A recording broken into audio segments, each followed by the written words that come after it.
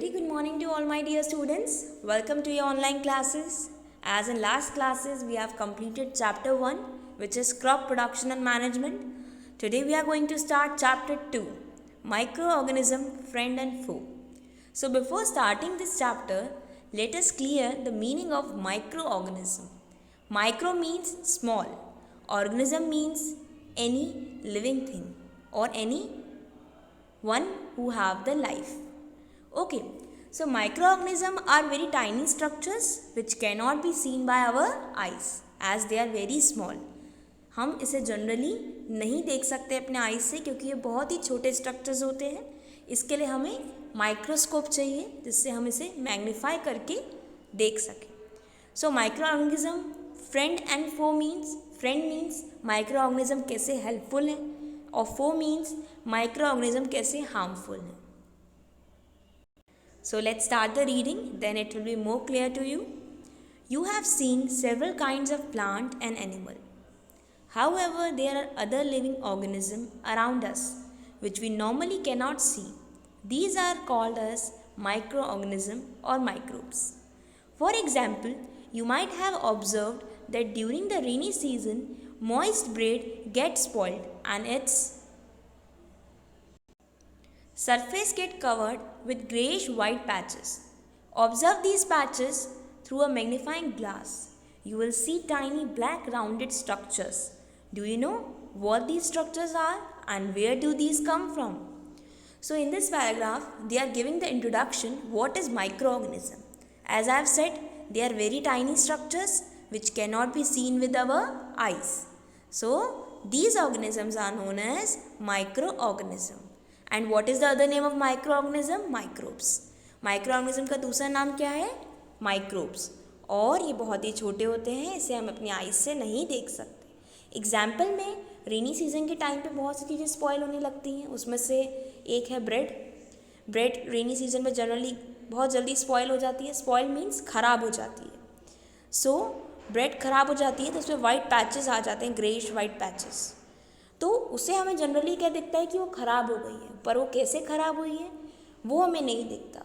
तो हम magnifying glass लेंगे और उस ब्रेड को जब ऑब्जर्व करेंगे तो वो छोटा ग्रेइश पैच में हमको ब्लैक कलर के स्ट्रक्चर्स दिखेंगे बहुत छोटे छोटे से, जो कि माइक्रो ऑर्गेनिज्म हैं.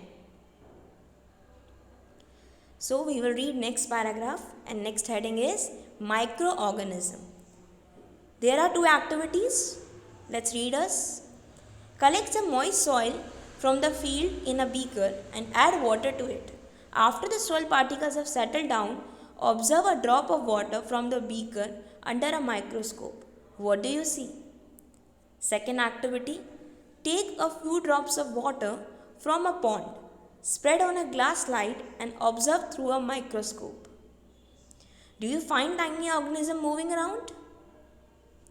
These observations show that water and soil are full of tiny organisms, though not all of them fall into the category of microbes. These microorganisms or microbes are so small in size that they cannot be seen with the unaided eye. Some of these, such as the fungus that grow on the bread, can be seen with a magnifying glass. Others cannot be seen without the help of microscope.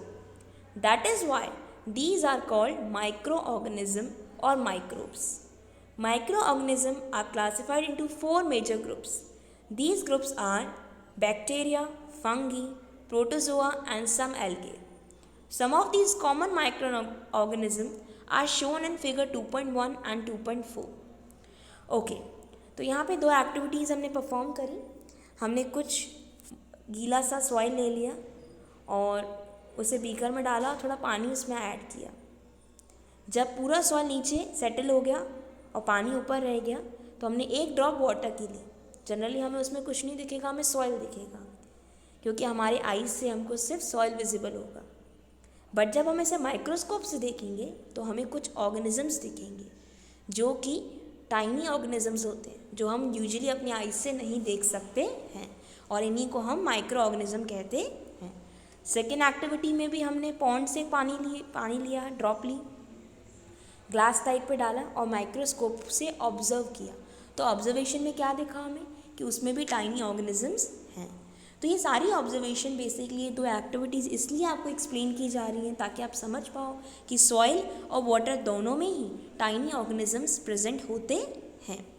इसकी काफ़ी सारी categories भी हैं, पर remember that microorganism are small in size. और bread हो, कुछ भी हो, कोई भी एग्जाम्पल हो, सब में वेराइटी ऑफ माइक्रो ऑर्गेनिज्म देखेंगे। सो माइक्रो ऑर्गेनिज्म 4 टाइप्स के होते हैं, which are bacteria, fungi, protozoa and algae. So we will read next paragraph, then it will be more clarified and brief. Viruses are also microscopic but are different from other microorganisms. They, however, reproduce only inside the cell of host organism, which may be a bacterium, plant or animal. Some of the viruses are shown in figure 2.5. Common elements like cold, influenza, flu, and most cough are caused by viruses. Serious diseases like polio and chickenpox are also caused by virus. So here we are discussing कि इस 4 categories के अलावा जो कि थी bacteria, fungi, protozoa and algae, इसके अलावा एक और कैटेगरी है दैट इज़ वायरस। ये भी माइक्रो ऑर्गेनिज्म होते हैं, ये भी जनरली हमें अपनी आइज से नहीं देखेंगे, हमें माइक्रोस्कोप की हेल्प चाहिए होती है इन्हें देखने के लिए। तो ये सिर्फ जिस ऑर्गेनिज्म की बॉडी में जाते हैं उन्हीं में ये रिप्रोड्यूस होते हैं, राइट।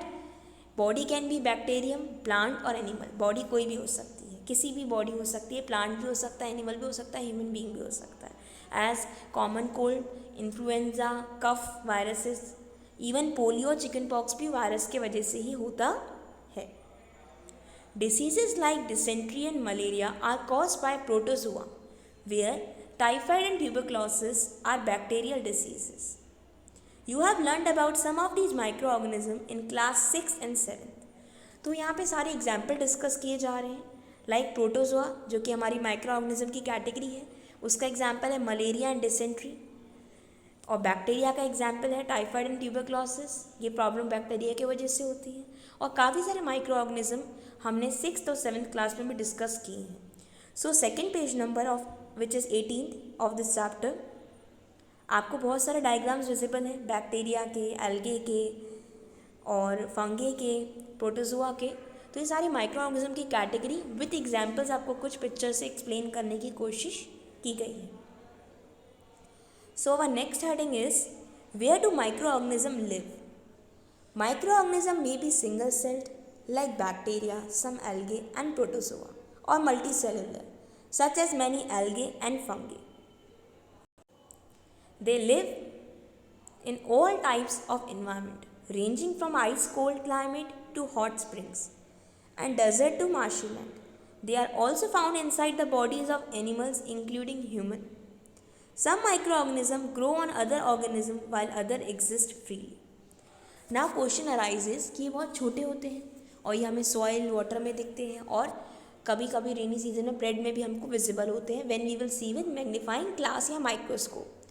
तो वेयर डू दे लिव, ये रहते कहाँ हैं? ये सिंगल सेल्ड होते हैं, they are single celled, basically unicellular. So कुछ यूनिसेलुलर सेल्स भी होते हैं माइक्रो ऑर्गेनिजम्स के और कुछ मल्टी सेलुलर्स भी होते हैं। यूनिसेलुलर में बैक्टीरिया, एल्गे, प्रोटोजोआ आएंगे और मल्टी सेलुलर में भी कुछ एल्गे और फंगी आएंगे। तो ये इन्वायरमेंट पर डिपेंड करता है। कुछ आइस में भी आपको मिल जाएंगे, आइसी एरियाज़ में, कुछ आपको डेजर्ट एरियाज़ में भी मिलेंगे, कुछ मार्शी लैंड्स में मिलेंगे, डिपेंडिंग कि हर माइक्रो ऑर्गेनिज्म का अलग अलग इन्वायरमेंट होता है। So they can be found anywhere, even inside the body of animal. Okay, so our next heading is microorganism and us. Microorganism plays an important role in our life. Some of them are beneficial in many ways, where some are harmful and cause disease. Let us study them in detail. As I have told you, chapter का नाम microorganism friend and foe है. Friend means how they are useful and foe means how they are harmful. They are important part of our life. Even her organism हमारी life से related है, right? So first we are reading friendly microorganism. Microorganisms are used for various purposes. They are used in preparation of curd, bread and cake. They are also used in cleaning up of the environment. For example, the organic waste are broken down into harmless and usable substance by bacteria. Recall that bacteria are also used in preparation of medicine. In agriculture, they are used to increase soil fertility by fixing nitrogen. Okay, first we are taking about friendly microorganism. Friendly means how they are useful to us, helpful to us. तो microorganisms हमें बहुत सारी चीज़ों को prepare करने में help करते हैं, बनाने में हेल्प करते हैं, जैसे कि कर्ड, दही, ब्रेड एंड केक, और इवन ये हमारे इन्वायरमेंट को साफ रखने में, क्लीन रखने में भी हेल्प करते हैं। एज जो ऑर्गेनिक वेस्ट होता है इसे हार्मलेस चीज़ों में कन्वर्ट बैक्टीरिया ही करता है, and bacteria is one of the micro organism. और इवन ये सॉइल की फर्टिलिटी में भी काफ़ी हेल्प करते हैं, और कुछ बैक्टीरियाज मेडिसिन्स बनाने में भी हेल्प करते हैं। So they are very helpful for us, first for making some product, second for cleaning the environment, third for preparing some medicines, fourth for increasing the soil fertility. So first we will discuss how they help us in making curd and bread. You have learned in class 7 that milk is turned into curd by bacteria. Curd contains several microorganisms.